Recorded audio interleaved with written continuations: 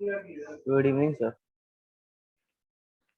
अरे अभी अक्षता अब आर्यन हो गया। वाह, जादू। अच्छा, अक्षता भी है। Good evening Aryan square. Good evening sir.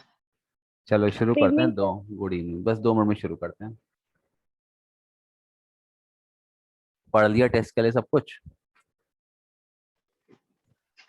Yes sir, बस डायग्राम थोड़ा सा देख।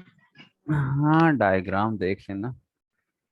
कोई ना, कहाँ से लो डायग्राम? पता किसका डायग्राम? उसका आएगा, सेपरेशन टेक्निक का डायग्राम हर साल आता है बनाने को। तो अब उसमें या तो वो हो गया, जो अमोनियम क्लोराइड वाली एक्टिविटी है, या तो उसका डायग्राम आ जाएगा, या तो सेपरेटिंग फनल वाला आ जाएगा, ऑयल एंड वाटर वाला, या तो फिर आता है फ्रैक्शनल डिस्टिलेशन वाला या डिस्टिलेशन वाला। इन चारों में से एक पक्का आएगा। हर साल देती है मैडम, मतलब पेटेंट मैडम क्या, सब लोग, ये पेटेंट सवाल है, हर साल आते हैं। क्लियर है चीज? हाँ, यस। बहुत बढ़िया। फिर तो सब बन ही जाएगा, कोई दिक्कत ही नहीं है। हम्म, चलो चलो ठीक है, तो स्टार्ट करते हैं। ठीक है, पहले अपन शुरू करते हैं बायोलॉजी से। चलो, मैसेज पढ़ लिया।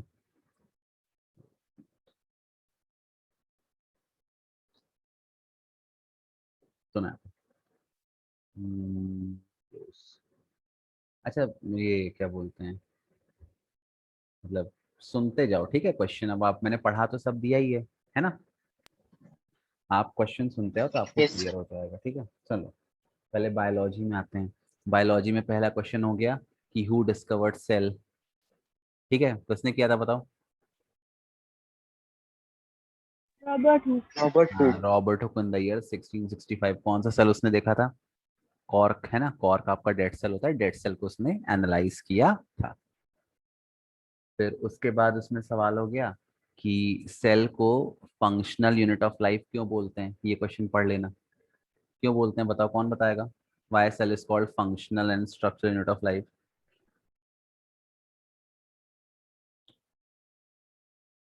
हम्म, because all living organisms are made up of cell. All the chemical reactions such as respiration, protein formation, ये सब सेल के अंदर होता है। फिर सेल कंबाइन करते हैं टू फॉर्म टिश्यू, टिश्यू से बनता है ऑर्गन, ऑर्गन से ऑर्गन सिस्टम, और ऑर्गन सिस्टम से ऑर्गन ऑर्गेनिज्म। तो इसीलिए सेल क्या है? Basic unit. जितनी भी प्रोसेस हैं, मेटाबॉलिज्म, एक्सक्रीशन, डाइजेशन, रेस्पिरेशन, सब सेल के अंदर होता है। तो इसलिए सेल क्या है? Basic unit of life. सारे काम सेल के अंदर ही होते हैं। क्लियर है चीज? हाँ यस। हाँ। फिर एक क्वेश्चन आता है, हाँ अब देखो एनसीईआरटी में वो दिया शेप वाला। शेप वाला क्वेश्चन इंपॉर्टेंट है ना? वो डायग्राम दिया है ना? तो एक क्वेश्चन पूछ लिया कि सेल्स के डिफरेंट शेप एंड साइज क्यों होते हैं। बताओ, कोई, अक्षता, कोई भी बता दो। Sir can you repeat? Why different cells have got different shape and size? सुन लो, देखो, एनसीईआरटी खोलना अपना, बायो का शुरुआत का दूसरा पन्ना, मतलब चैप्टर 5 का। उसमें देखना, इसमें देखो आंसर क्या लिखो, स्टार्टिंग कैसे लिखोगे। सबसे पहला, क्यों डिफरेंट शेप और साइज है? क्योंकि जितने भी आपके सेल होते हैं, वो हर एक सेल एक डिफरेंट फंक्शन परफॉर्म करता है ना। जैसे नर्व सेल है, तो नर्व सेल बॉडी में मैसेज ट्रांसमिट करता है। वाइट ब्लड सेल है, वो बैक्टीरिया को किल करता है। मसल सेल है, वो मूवमेंट कराता है ना? तो हर सेल का फंक्शन डिफरेंट है। तो सबसे पहला एक पॉइंट आप लिख देना, all cells have different shape and size because they have to perform a specific function. सबका फंक्शन अलग है, इसलिए सबका शेप और साइज भी अलग है। अब यहाँ पे क्वेश्चन खत्म मत करना, इसके बाद आप एग्जाम्पल दे देना। क्या एग्जाम्पल दोगे? जैसे नर्व सेल है, नर्व सेल का मेन फंक्शन क्या होता है? न्यूरॉन का। नर्व सेल का डायग्राम दिया है ना बेटा, बुक में देखो। बुक है अगर आपके पास तो, यस वो सर। पतला सा लंबा सा होगा, यस हाँ। सर। तो नर्व सेल का मेन फंक्शन क्या है?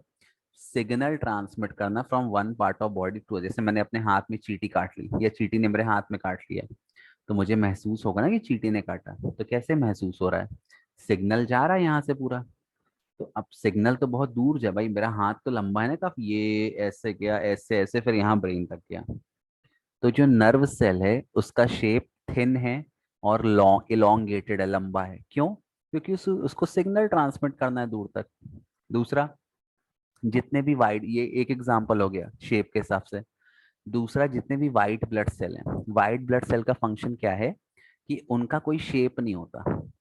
कोई भी मान लो बैक्टीरिया आता है, जिस शेप का बैक्टीरिया है वो अपने शेप को वैसा करते हैं और बैक्टीरिया को एनगल्फ करके उसको डाइजेस्ट कर जाते हैं। तो दूसरा डब्ल्यूबीसी का एग्जांपल दे देना कि white blood cell have got no particular shape because their main function is digesting और killing the germs by engulfing it. उसको ऐसे एनगल्फ कर लेता है, जैसे अमीबा, अमीबा पढ़े हो, अमीबा में सूडोपोडिया बनता है, फॉल्स फीट, फिर वो खाने यस को सर। डाइजेस्ट करता है। हाँ, तो वैसा ही डब्ल्यूबीसी सेल होता है, कोई शेप नहीं होता, कभी सर्कुलर होगा, कभी ऐसा बन जाएगा, कभी ऐसा हो जाएगा, अलग अलग शेप करता है। क्यों? क्योंकि वो बैक्टीरिया के हिसाब से अपना शेप चेंज करता है, बैक्टीरिया को पकड़ लेता है और उसको डाइजेस्ट कर लेता है। क्लियर है अक्षिता, आर एन स्क्वायर?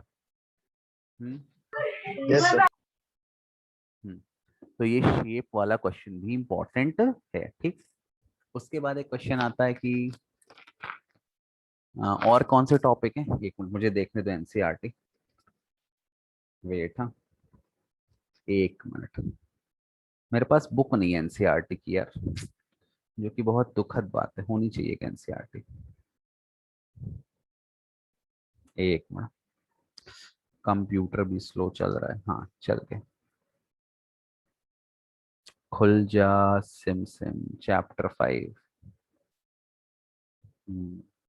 ठीक है, इसमें शेप के बारे में दिया है, सेल को बेसिक यूनिट क्यों कहते हैं वो दिया है, हनी कॉम्ब स्ट्रक्चर दिया है, सेल का मतलब क्या होता है, लिटिल रूम, वो दिया है।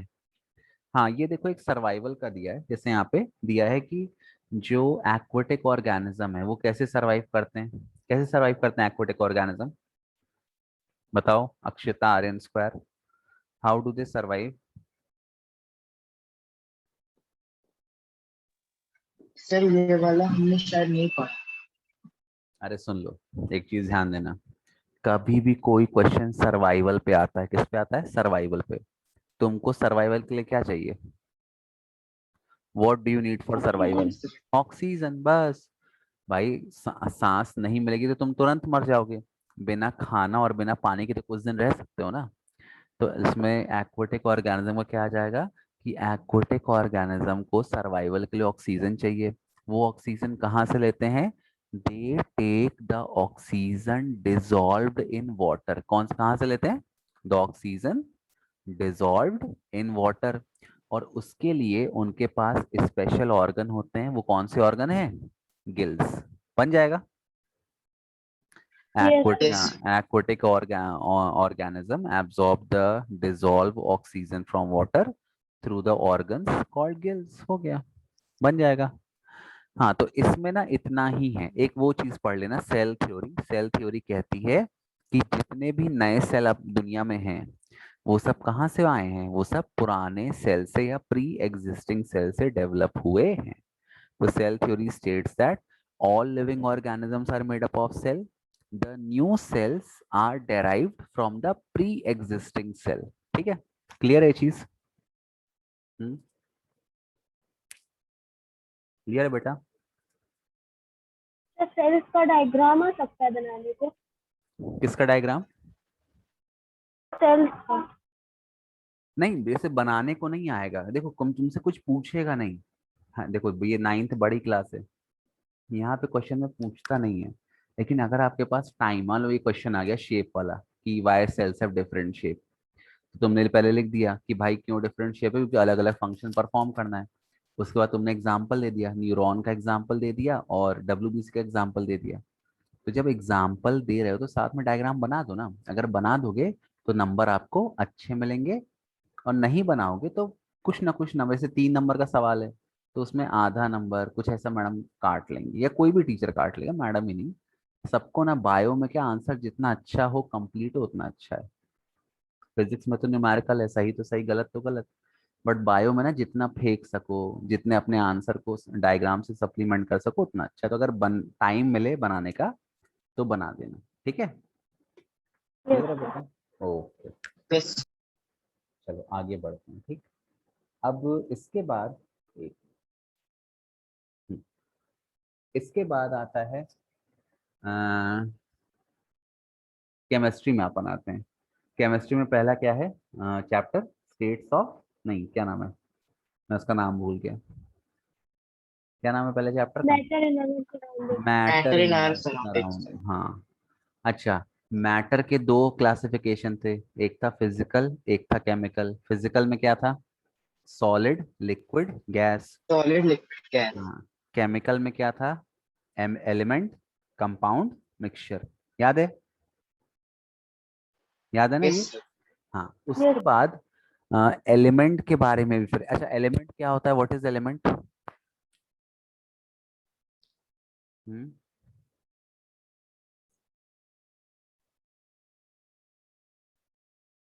बताओ बेटा, एलिमेंट क्या होता है? नहीं पता? Element is, element can not be broken into any simplest form. हाँ मतलब ये ठीक है, बट सबसे बेसिक डेफिनेशन क्या है? Element is the purest form of substance that is made up of only one kind of particle. जैसे मैंने बताया था, मैंने कहा हाइड्रोजन का एलिमेंट है तो उसमें केवल हाइड्रोजन के एटम होंगे। मैंने कहा ऑक्सीजन का एलिमेंट है तो उसमें केवल ऑक्सीजन के एटम होंगे। तो एलिमेंट क्या है? Purest form of substance that is made up of only one kind of particle, ठीक है। फिर एलिमेंट का भी फर्दर क्लासिफिकेशन है। बताओ एलिमेंट किस में क्लासिफाई करते हैं? एलिमेंट को तीन क्लासिफिकेशन है एलिमेंट के, तीन पार्ट में डिवाइड करते हैं। ये शायद सेकंड चैप्टर सॉल्यूशन, का है। मिक्सचर। नहीं यार, सॉल्यूशन नहीं। Metal non metal. हाँ वेरी गुड, तीन क्लासिफिकेशन है, yes sir, metal, metal, non metal metal, non metal metalloids. Metalloid. Metalloid है ना। Metal, non metal and metalloids, very nice, very good. अच्छा, वेरी गुड। अच्छा, इसके बाद फिर, अच्छा कुछ क्वेश्चन ना करंट अफेयर से आ जाते हैं। जैसे अभी तो जैसे पिछले साल पेपर मैडम ने बनाया था तो कोरोना वायरस के बारे में दे दिया था, लेकिन इस साल उतना अपन ने डीप पढ़ा नहीं है। तो केमिस्ट्री में करंट अफेयर में क्या दे देंगे? कुछ कोरोना वायरस से, हाँ। जैसे ऑक्सीजन गैस है, गैस वाला क्वेश्चन आ गया कि गैस को लिक्विफाई कैसे करोगे? How can you liquefy a gas?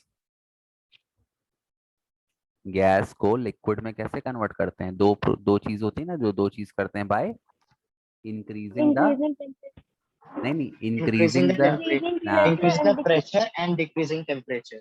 हाँ, increasing the pressure and decreasing the temperature, है ना? पता है ये चीज?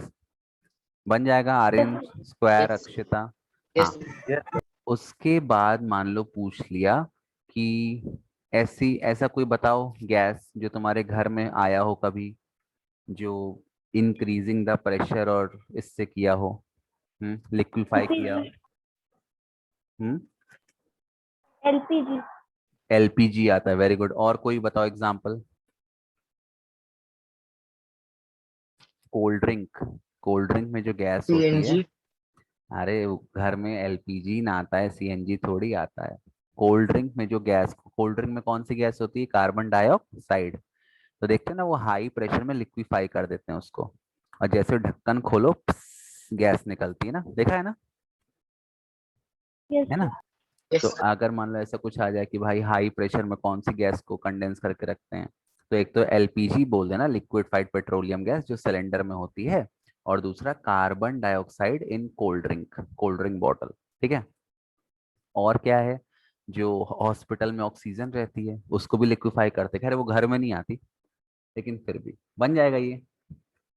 तो ऐसे ये करंट यस। अफेयर का क्वेश्चन हो yes गया कि sir. भैया कि गैस को लिक्विफाई कैसे करते हैं ना, और कौन सी गैसेस यूज करते हैं आप।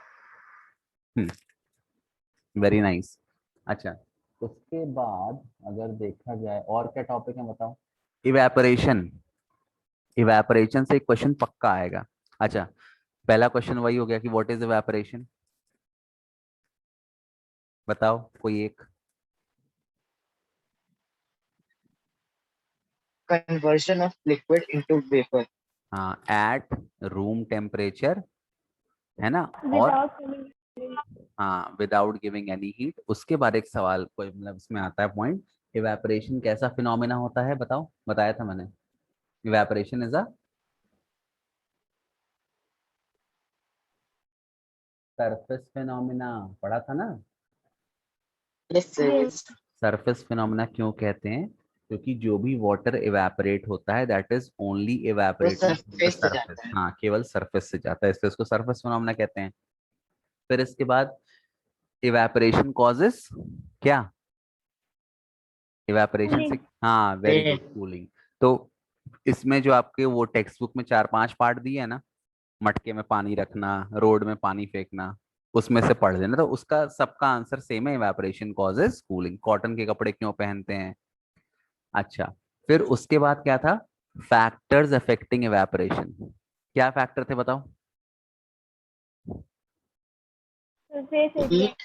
हाँ, सरफेस एरिया और टेम्परेचर और ह्यूमिडिटी ह्यूमिडिटी और wind speed. Humidity. Wind wind speed, है ना। तो देखो इसमें अब क्वेश्चन कैसा आ सकता है, या तो वो पूछ लेगा कि बताओ कि रेट ऑफ इवेपोरेशन किन फैक्टर पर डिपेंड करता है, या फिर क्वेश्चन ऐसा आ जाता है थोड़ा घुमा के कि मतलब इवेपोरेशन ह्यूमिडिटी पर कैसे डिपेंड करता है, या इवेपोरेशन सरफेस एरिया पे कैसे डिपेंड करता है, या इसका क्या रिलेशन है या क्या इफेक्ट है। तो सुन लो, जैसे ह्यूमिडिटी की बात करें, मैंने बताया था अगर मैं ह्यूमिडिटी बढ़ा दूंगा तो रेट ऑफ इवेपोरेशन क्या हो जाएगा? बढ़ लो जाए. हाँ, कम हो जाएगा। तो इसमें आप लिख सकते हो कि with the increase in humidity the rate of evaporation will decrease. दूसरा बोल दिया कि इवेपोरेशन टेम्परेचर का क्या इफेक्ट पड़ेगा इवेपोरेशन पे, तो with the increase in temperature the rate of evaporation will जी इंक्रीज। फिर पूछ Increase. लिया सरफेस एरिया का क्या फर्क पड़ेगा, same, with the increase in surface area rate of evaporation will increase, है ना, बन जाएगा ये। Increase. हाँ, तो बस सुन लो, तीनों डायरेक्टली Yes. प्रोपोर्शनल है, बस जो ह्यूमिडिटी है वही इनवर्सली प्रोपोर्शनल है। ठीक, बन जाएगा। यस हम्म, Yes, sir. Okay, very nice, तुम लोग तो बहुत तेज हो। अरे हाँ, वो न्यूमेरिकल भी आएंगे, वो दिया है ना मास पर यूनिट वॉल्यूम वाला। Yes, sir. हाँ, तो सुन लो, अरे वो मास पर यूनिट वॉल्यूम, मास मास परसेंटेज वाला, कंसंट्रेशन, चैप्टर 2 में दिया है ना बेटा। एक मिनट, हाँ, चलो उसका एक न्यूमेरिकल कर लेते हैं अपन। वैसे तो बहुत सिंपल है, क्या फॉर्मूला है परसेंटेज कंसंट्रेशन का बताओ? What is the formula? Volume of solute upon Mass of volume solution upon mass of solvent into 100. हाँ, वॉल्यूम नहीं लो, मास लो, मास वाले क्वेश्चन आते हैं, वॉल्यूम वाले नहीं आते ज्यादा, ठीक है। देखो यहाँ पे, Yes. जैसे मैंने कहा, एक मिनट स्क्रीन शेयर कर दूं, मच्छर काट रहे हैं मेरे को यार।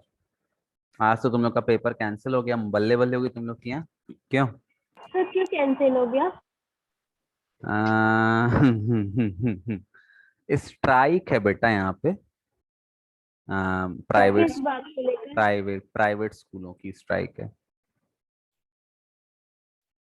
या क्यों है मतलब किस कारण अरे कि स्कूल खुलवाएं यार, कितना स्कूल को लॉस होता है, बच्चे स्कूल नहीं जाते तो। कितने सारे पेरेंट्स देखो फीस नहीं भरते हैं, फीस भी कम लेनी पड़ रही है, तो सबको लॉस हो रहा है ना। पढ़ाई तो देखो सर यहाँ पूरी, सब डिस्ट्रैक्ट हो रहे हैं, क्या? घर पे सब डिस्ट्रैक्ट होते हैं। हाँ वही ना, देखो पढ़ाई तो देखो हो रही है, जैसे भी हो रही है, ऐसा तो है नहीं कि पढ़ाई नहीं हो रही है ना। तो और जब वही है कि सर चाहते हैं कि भाई स्कूल खुल जाए, कि जब सब केसेस कम हो गए तो फिर स्कूल क्यों बंद रखा है आपने, ये चीज है। तो प्राइवेट स्कूल चाहते हैं कि स्कूल खुल जाए उनके, ताकि उनका जो रिसोर्स है, बच्चे भी वापस आ जाए, रिसोर्सेज भी उनको अच्छे से मिले, मतलब, तो ये चीज है। तो सरकार तैयार नहीं है इस चीज के लिए, सरकार को डर लग रहा है, क्योंकि सरकार को भाई गवर्नमेंट तो ऑलरेडी फेल हो गई ना कोरोना को लड़ने में, पिछली वेव में सरकार तो अपने हाथ खड़े कर दी थी। तो वही है, मान लो कि फिर से कुछ हो जाता है, फिर से ट्रांसमिशन हो जाता है, तो जिम्मेदारी कौन लेगा? तो वही एसोसिएशन, जो जितने भी एमपी के स्कूल है ना, पूरे स्कूल सबकी हड़ताल थी, जितने भी स्कूल थे पूरे एमपी के। एक मिनट, हाँ बेटा, ये मैंने उल्टा पकड़ लिया है। चलो, तो देखो, हाँ कहाँ पे थे अपन, हाँ मास परसेंटेज, परसेंटेज कंसंट्रेशन, ठीक है। मान लो मैंने क्वेश्चन दिया, calculate the percentage concentration if 40 gram sugar is dissolved in, suppose मैंने बोल दिया 120 ग्राम वाटर, कैसे निकालोगे, करो कॉपी में। अरे सॉरी, मैंने तो क्वेश्चन शेयर ही नहीं किया, शेयर किया तो यार मैंने स्क्रीन, अच्छा नहीं किया, सॉरी, शेयर। कह रहा है 40 gram sugar is dissolved in 120 gram water, आपको परसेंटेज कंसंट्रेशन निकालना है। कैसे निकालोगे बताओ दीप। 25%. Wow, Deep has given the answer, so sweet of you. देखो यहाँ पे 40/40 + 120, अच्छा सुन लो, कई सारे बच्चे क्या गलती करते हैं, यहाँ नीचे ये फॉर्मूला है मास of solute upon mass of solution, एक बार बुक में देख लेना। तो बच्चे यहाँ पे सॉल्यूशन का मास ना पुट करके केवल सॉल्वेंट का मास पुट करते हैं, जो कि गलत है। आपको पूरे सॉल्यूशन का मास पुट करना है। सॉल्यूशन का मास किसके बराबर होगा, मास of solute plus mass of solvent into 100। चलो देखते हैं दीप का आंसर, 1 0 कैंसिल, फिर 4 10 4 4, ठीक है, 10 10 100, और 100/4 आपका आंसर आ गया 25%। वेरी गुड दीप, कॉन्ग्रेचुलेशन, मैं तुमको चॉकलेट खिलाऊंगा, ठीक है। Thank you. हाँ, मतलब खा लेना, मेरे पास अभी पैसे नहीं है, जब होंगे तब, मजाक कर रहा हूँ। देखो नेक्स्ट क्वेश्चन, ये एक सिंपल क्वेश्चन हो गया।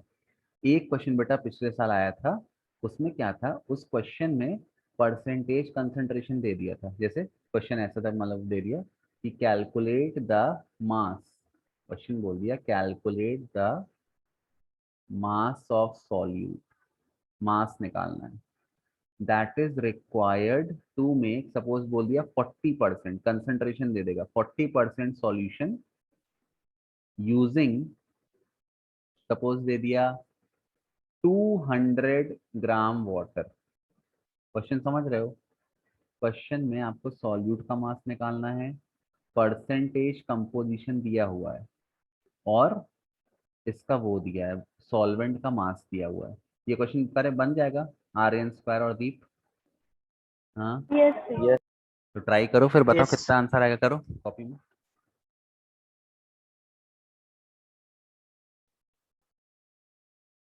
हम्म,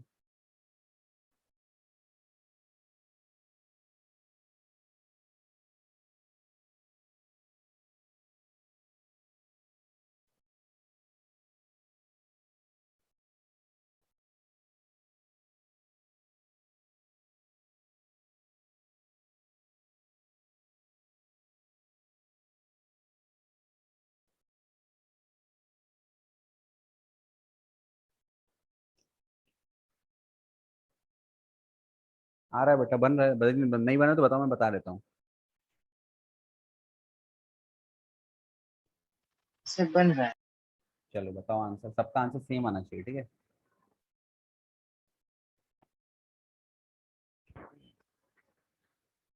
शाम के सिपाही तुम,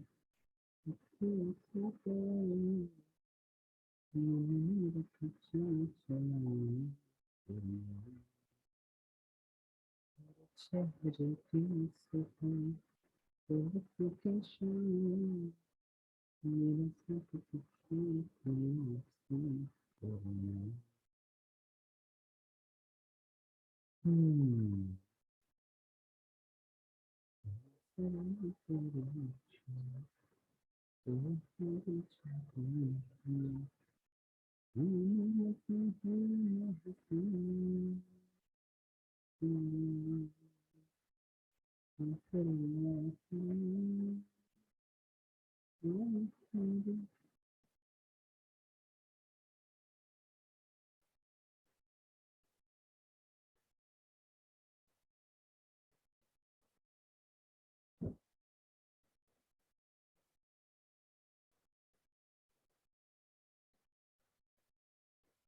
हम्म, क्या बेटा? सर 80। कितना आया? 80 ग्राम। ग्राम में आएगा क्योंकि मास निकालना है। Yes sir. तुम्हारा कितना आया श्रीवास्तव जी, सॉल्व किए? सर मैं नहीं कर सकता क्यों नहीं कर सकते? कॉपी नहीं पास में? सर, अभी बुक नहीं है। अबे बुक की जरूरत ही नहीं है भाई, ये बस कॉपी में सॉल्व तो करना सॉरी सर, है। कॉपी नहीं, कॉपी। अरे यार तुम तो सही में। चलो कोई बात नहीं। अक्षिता तुम्हारा कितना आया? 80। हाँ देख लो कैसे करना है। परसेंटेज ऑलरेडी दिया है तो यहाँ लिख दिया 40। मास ऑफ सॉल्यूट को x मान लिया तो ये हो गया x upon mass of solution हो जाएगा सॉल्वेंट प्लस सॉल्यूट इंटू 100। ठीक, ब्रैकेट में ये एक जीरो कड़े आएगा। टू टू जा, टू फाइव जा। अब ये हो जाएगा 2 times of 200 plus x is equal to 5 into x 5x।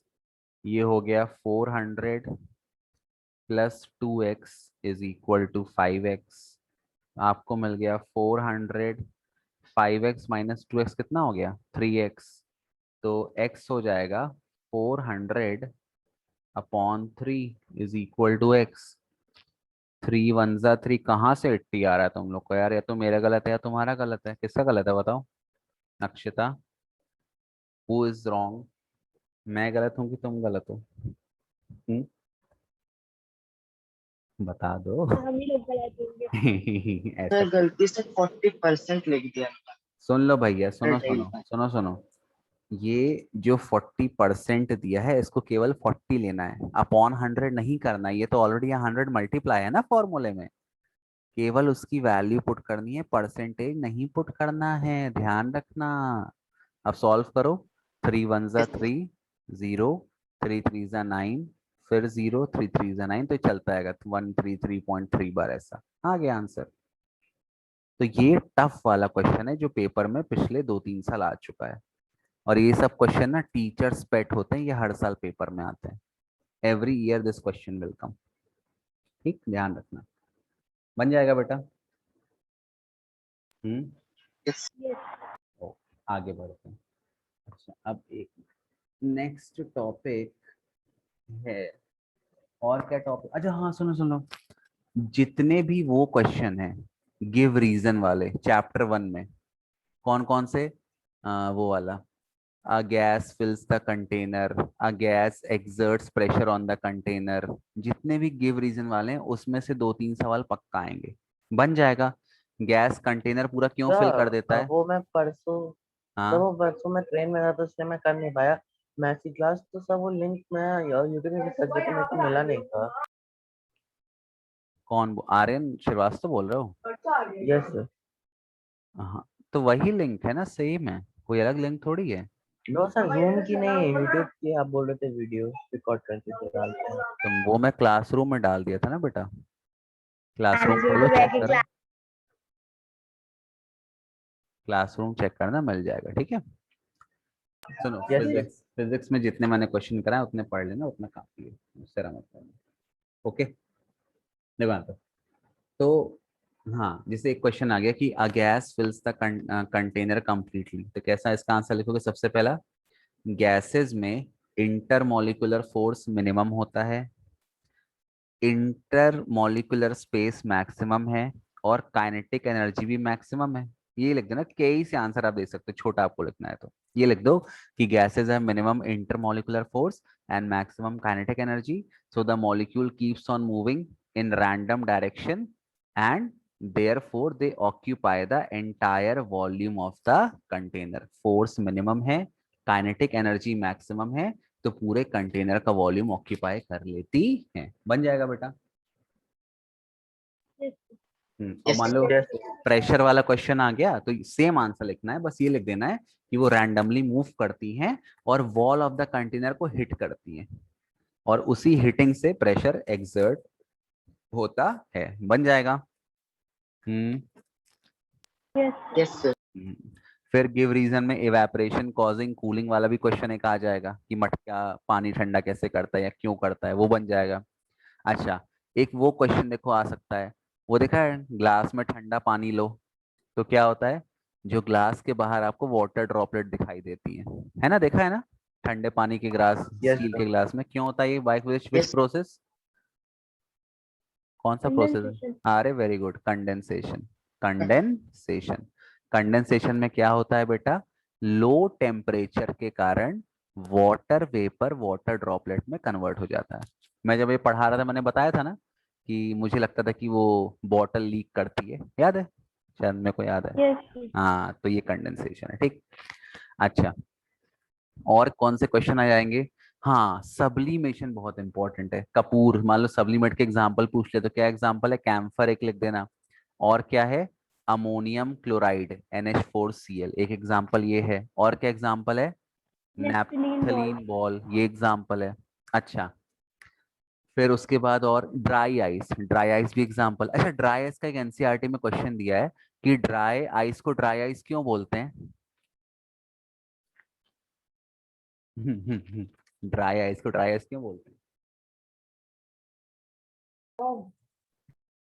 हाँ, बताओ बेटा। जी सर, वो सूखा होता है। सूखा, सूखा नहीं, ड्राई आइस को ड्राई आइस इसलिए बोलते हैं क्योंकि जब ड्राई आइस मेल्ट होता है तो वो लिक्विड स्टेट में कन्वर्ट नहीं होता, वो सीधे किस में कन्वर्ट हो जाता है, गैस में कन्वर्ट हो जाता है, इसीलिए ड्राई बोलते हैं। ड्राई मतलब सूखा, उसमें पानी नहीं है। जनरली क्या होता है, जनरली कोई भी लिक्विड जब पिघलता है तो वो कन्वर्ट होता है उसमें, क्या बोलते हैं, लिक्विड में। बट ड्राई आइस जब मेल्ट होता है तो वो सीधे गैस में कन्वर्ट हो जाता है, लिक्विड स्टेट को अचीव नहीं करता है, इसीलिए उसको ड्राई आइस कहते हैं। बन जाएगा। हम्म, yes, yes sir. Sir. Okay. अच्छा, होमोजेनस और हेट्रोजेनस पढ़ लेना, मिक्सचर बनता है होमोजेनस हेट्रोजेनस। हम्म, बता दो बेटा। नहीं बनता तो हम बता देंगे, शर्माने वाली हमसे क्या शर्माना, Yes, मत शर्माया करो। यस अरे सर। सुनो, ये मीटिंग खत्म हो रही है, मैं दोबारा वो चालू कर रहा हूँ, ठीक है, बंद कर रहा हूँ, ठीक है इसको।